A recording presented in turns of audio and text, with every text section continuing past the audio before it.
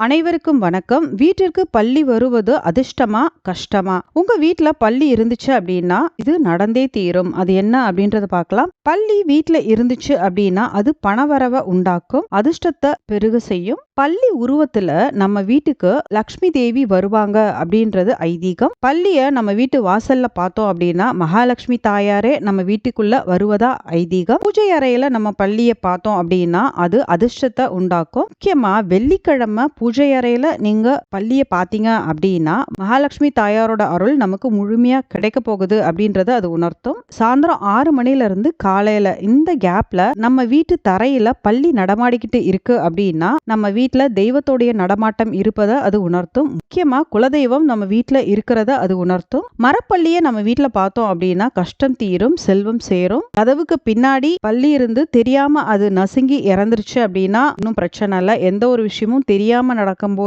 எந்த ஒரு தவறும் கிடையாது. ஆனா சில பேரு வேணும்னே பல்லிய அடிச்சு கொல்லுவாங்க. அந்த மாதிரிலாம் செய்யவே கூடாது. அது மிகப்பெரிய பாவம். பல்லி தானா நம்ம வீட்டுல இறந்து கடந்துச்சு அப்படின்னா நமக்கு பிடிச்ச தோஷம் நீங்குவதை அது உணர்த்தும். நமக்கு நடந்துட்டு இருக்க பிரச்சனை முடிவுக்கு வரும் அப்படின்றத அது உணர்த்தும். நல்லதே நினைக்கலாம், நல்லதே நடக்கும். நன்றி.